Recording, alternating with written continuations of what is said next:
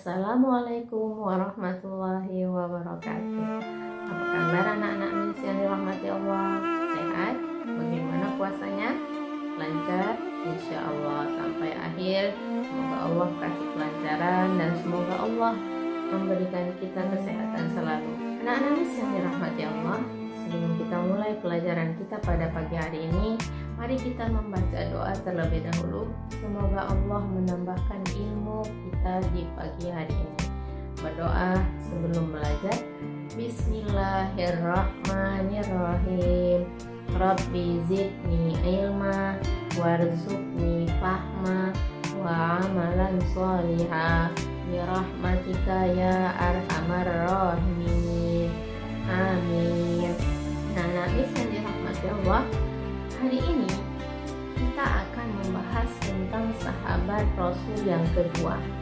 Siapakah itu? Ya, sahabat Nabi Muhammad SAW yang kedua adalah Khalifah Umar bin Khattab.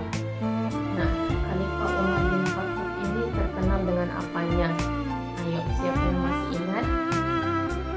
Iya, Umar bin Khattab ini terkenal dengan ketegasannya, dengan keberaniannya, dan kearifannya. Nah, bagaimana perkembangan Islam selama dipimpin oleh Khalifah Umar bin Khattab? Nah, untuk menjawab pertanyaan Miss tersebut, hari ini kita akan menyaksikan video tentang perkembangan Islam yang dipimpin oleh Umar bin Khattab. Kita saksikan video berikut ini dengan teliti dan seksama. Ini dia videonya. Umar bin Khattab, pemimpin yang bersahaja dan mengagumkan. Suatu hari, Nabi Muhammad SAW bersabda sambil menunjuk kepada Umar, "Ini adalah gembok pengunci fitnah. Ia akan menjadi gembok yang mencegah fitnah, perpecahan di antara kalian selama ia masih hidup di tengah-tengah kalian." Hadis riwayat Al-Bazzar dari Qudamah bin Maz'un. Ia biasa dipanggil Umar. Ayahnya bernama Al-Khattab. Lahir di Mekah 13 tahun setelah tahun gajah. Ia termasuk keluarga elit yang sangat dihormati di kalangan suku Quraisy. Awalnya, Umar termasuk orang yang paling memusuhi Islam. Namun setelah masuk Islam pada tahun ke-6 kenabian, ia menjadi salah satu yang paling membela kekuatan Islam. Dengan masuk Islamnya Umar bin Khattab, Allah telah menjawab doa yang telah dipanjatkan Rasulullah SAW 2 hari sebelumnya. Ya Allah, kuatkanlah Islam dengan Umar bin Khattab atau Amr bin Hisham, yakni Abu Jahal. Umar bin Khattab dikenal sebagai orang yang sangat pemberani demi kebenaran dan keyakinan. Ia mengikuti semua peperangan bersama Rasulullah SAW. Keberanian Umar tercermin ketika ia mengabarkan keislamannya kepada setiap tokoh Quraisy. Pada saat orang-orang sedang berkumpul di Hijr Ismail dekat Ka'bah, Umar mengabarkan keislamannya kepada mereka. Umar bin Khattab juga dikenal sebagai orang yang sangat lembut hatinya, sangat berhati-hati dalam tindakannya. Abdullah bin Abbas menjawab pertanyaan tentang siapa Umar bin Khattab. Ia laksana burung yang terbang dengan sangat hati-hati. Ia selalu memandang bahwa seluruh jalan yang akan dilalui penuh dengan perangkap dan jebakan yang akan menjauhkannya dari Allah Subhanahu wa Ta'ala. Itulah sebabnya Allah membimbingnya dan banyak memberikan karomah, yaitu hal luar biasa yang hanya diberikan Allah kepada para kekasihnya. Sehingga beberapa kali ucapannya direspon oleh Allah Subhanahu wa Ta'ala. Di antara karomah Umar bin Khattab yang diberikan oleh Allah Subhanahu wa Ta'ala kepadanya, yaitu pada suatu hari ia mengirimkan pasukan perang yang dipimpin oleh Sariyah. Setelah sekian lama pengiriman pasukan, ketika sedang menyampaikan khutbah Jumat di Masjid Nabawi di Madinah, tiba-tiba Umar berkata, "Hai Sariyah, ke gunung, ke gunung, ke gunung." Hadirin yang di dalam masjid pun saling berpandangan dan merasa heran. Berselang 1 bulan, datanglah seorang utusan syariah menyampaikan surat kepada Umar bin Khattab. Ia menceritakan bahwa pasukan Islam saat itu sedang terdesak di dekat gunung di daerah Nahawan, sebuah tempat yang jauh dari Madinah, dan mendengar seruan Khalifah Umar radhiyallahu anhu. Lalu kami berlindung di gunung, dan Allah memenangkan kami atas musuh-musuh kami. Kisah karomah Umar bin Khattab yang lain adalah ketika Gubernur Mesir Amr bin Al-Ash mengirimkan surat kepadanya. Amr bin Al-Ash telah menghapus kebiasaan orang-orang Mesir yang mengorbankan seorang gadis untuk Sungai Nil. Namun belakangan hari setelah itu, air Sungai Nil mengering. Lalu Umar bin Khattab menjawab surat gubernur Mesir itu sambil melampirkan sebuah catatan kecil yang bertuliskan, "Dari hamba Allah, Amirul Mukminin Umar bin Khattab, amma ba'du. Hai Sungai Nil, jika engkau mengalir karena dirimu sendiri, maka janganlah engkau mengalir. Namun jika airmu dialirkan oleh Allah Subhanahu wa Ta'ala, maka mintalah kepada Allah yang Maha Kuasa untuk mengalirkan airmu kembali." Setelah Amr bin Al-Ash melemparkan catatan Umar tersebut ke dalam Sungai Nil, lalu Allah Subhanahu wa Ta'ala mengalirkan air Sungai Nil dengan sangat deras. Di kalangan para sahabat dan orang-orang dekatnya, Umar dikenal sebagai sosok pemimpin yang sangat sederhana dan sangat bersahaja. Hal itu tercermin dari pernyataannya ketika ia menolak pemberian para sahabat karibnya berupa budak perempuan untuk membantu tugas-tugas rumah tangganya. Umar berkata, Tidak pantas Amirul Mukminin memiliki seorang budak perempuan. Itu tidak halal baginya. Sesungguhnya ia adalah harta milik Allah. Tidak ada harta Allah yang halal bagi Umar selain 2 setel pakaian. Setelan untuk musim dingin dan setelan untuk musim panas. Dan aku tidak pernah memakai pakaian itu untuk berhaji atau umroh. Adapun makananku dan keluargaku sama dengan makanan orang Quraisy, dari kelas yang tidak terlalu kaya dan tidak terlalu miskin. Selebihnya aku hanyalah seorang lelaki dari kaum muslimin. Umar mendidik keluarganya untuk bersahaja. Ketika ia datang ke rumah salah seorang anaknya yang bernama Hashim, Umar melihatnya sedang makan daging. Umar bertanya, Apa ini?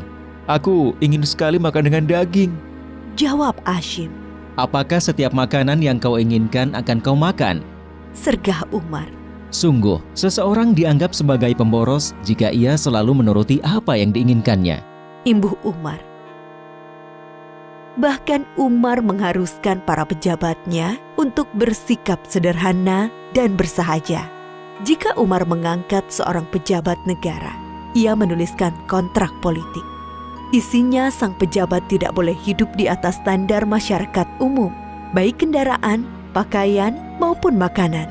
Umar memegang jabatan khalifah, yaitu pemimpin tertinggi umat Islam, berdasarkan wasiat dari Abu Bakar Asy-Siddiq pada tahun 13 Hijriah.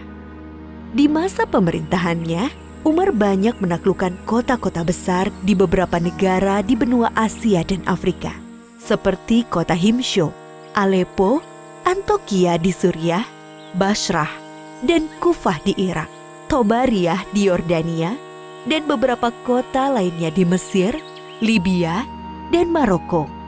Jasa-jasa Umar bin Khattab untuk kaum muslimin sangat banyak. Ia telah menetapkan dan menuliskan penanggalan Islam yang kita kenal sekarang dengan penanggalan Hijriah. Ia juga yang mendirikan Baitul Mal, yaitu lembaga tempat pengumpulan dana-dana kas negara. Umar membangun kota-kota besar seperti Kufah, Basrah, Jazirah, Syam, Mausil, dan mengangkat para hakim di sana, serta melengkapinya dengan kantor-kantor administrasi. Umar bin Khattab juga dikenal sebagai pribadi yang sangat adil dan teliti, sangat takut melakukan kezoliman sekecil apapun. Umar pernah mengatakan, Sesungguhnya aku menempatkan diriku terhadap harta milik Allah, harta Baitul Mal, laksana posisi wali anak yatim terhadap harta anak yatim. Sejauh kemampuanku, aku akan menahan diri dari memakan harta milik Allah. Namun jika aku sangat membutuhkannya, aku akan memakannya dengan cara yang patut. Jika aku sudah mampu, aku akan bayarkan kembali apa yang aku makan itu. Bahkan ketika ia sakit dan hendak menyampaikan khutbahnya, para hadirin mengabarkan bahwa obat dari sakitnya itu adalah madu yang ada di Baitul Mal. Umar berkata, "Kalau kalian mengizinkanku untuk mengambilnya, akan aku ambil. Kalau tidak, maka kunyatakan benda itu haram untukku." Umar bin Khattab adalah pemimpin yang sangat sayang dan peduli dengan rakyat yang dipimpinnya. Seperti biasanya, Umar keluar malam untuk melihat keadaan rakyatnya. Di tengah perjalanan, ia mendengar suara seorang wanita yang melantunkan bait syair kerinduan kepada suaminya yang bertugas jihad di jalan Allah. Lalu ia bergegas pulang dan meminta pendapat putrinya, Hafsah. Seberapa lama seorang wanita sanggup menahan kerinduan terhadap suami? Setelah mendapat jawaban dari Hafsah, ia segera menulis surat kepada para panglima yang bertugas di medan perang untuk memulangkan para pasukan mujahidin ke rumahnya setelah bertugas selama 4 bulan. Umar bin Khattab meninggal pada tahun 23 Hijriah. Ketika hendak memimpin sholat subuh, ia ditikam oleh seorang budak Majusi dari Persia yang merasa diperlakukan tidak adil dan dendam dengan Umar. Ia bernama Abu Lu'lu'ah. Menjelang ajalnya tiba, Umar berkata, "Ketahuilah, sesungguhnya aku ingin keluar dari dunia ini dengan timbangan yang seimbang. Tidak terlalu memberatkanku dan juga tidak terlalu meringankanku." Ia melanjutkan, "Andaikan aku memiliki emas sebesar bumi, niscaya akan kupakai sebagai tebusan kengerian perjalanan yang akan kuhadapi. Adapun persoalan khalifah, kuperintahkan agar dimusyawarahkan oleh Utsman bin Affan, Ali bin Abi Thalib, Zubair bin Awam, Abdurrahman bin Auf, Sa'ad bin Abi Waqqas, dan Tolhah bin Ubaidillah." yang akhirnya mengerucut kepada terpilihnya Utsman bin Affan. Umar juga memerintahkan putranya yang bernama Abdullah untuk memeriksa hutang-hutangnya dan berpesan, "Kalau kekayaan harta keluarga Umar cukup untuk membayarnya, maka bayarlah dari harta mereka. Namun, jika tidak mencukupi, maka mintalah dari Bani Adi. Kalau masih tidak mencukupi, maka mintalah dari orang-orang Quraisy." Umar berpesan, "Pergilah menemui Ummul Mukminin Aisyah dan katakan bahwa Umar meminta izin untuk dikebumikan bersama 2 sahabatnya." Abdullah pun pergi menemui Aisyah dan mengulangi kata-kata ayahnya. Aisyah menjawab, "Tadinya aku menginginkan tempat itu untuk diriku sendiri, tapi kini aku lebih mementingkan ia daripada diriku." Dan akhirnya Umar bin Khattab dimakamkan di samping makam 2 sahabatnya, yaitu Muhammad Rasulullah Shallallahu Alaihi Wasallam dan Abu Bakar As-Siddiq radhiyallahu anhu.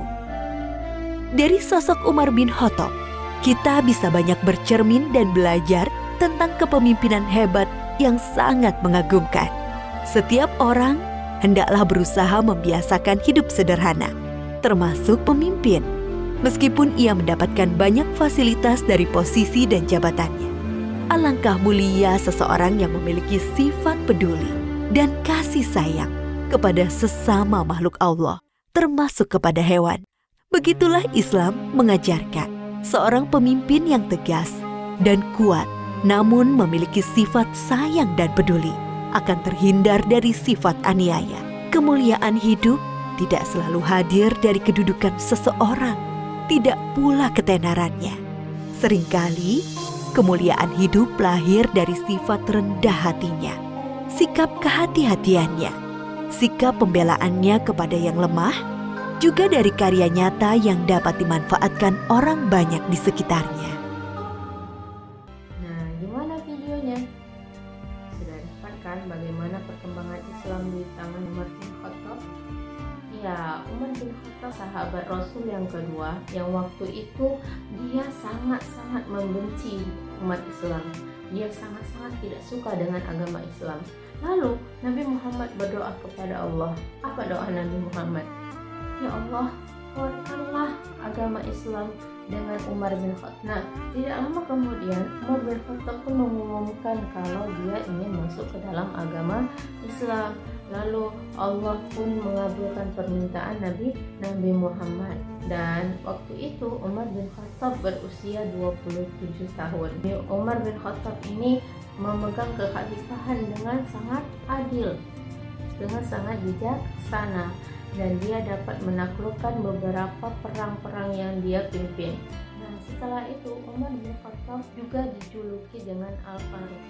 Dari penjelasan tadi, ada beberapa perilaku terpuji yang dimiliki oleh Umar bin Khattab. Nah, yang pastinya kalian sudah lihat dari video yang sudah kita lihat tadi. Nah, untuk tugas kalian hari ini, tuliskan perilaku terpuji yang dimiliki oleh Umar bin Khattab. Yang kedua, tuliskan contoh perilaku terpuji yang meneladani Umar bin Khattab dalam kehidupan sehari-hari. Nah, misal Umar bin Khattab itu pemberani. Jadi, bagaimana contoh yang bisa kalian terapkan dalam kehidupan sehari-hari? Nah, sebelum itu pelajaran hari ini, jangan lupa sholat 5 waktu, tetap semangat dalam berpuasa sampai akhir Ramadan. Mari kita ucapkan hamdalah. Alhamdulillahirabbil alamin. Assalamualaikum warahmatullahi wabarakatuh.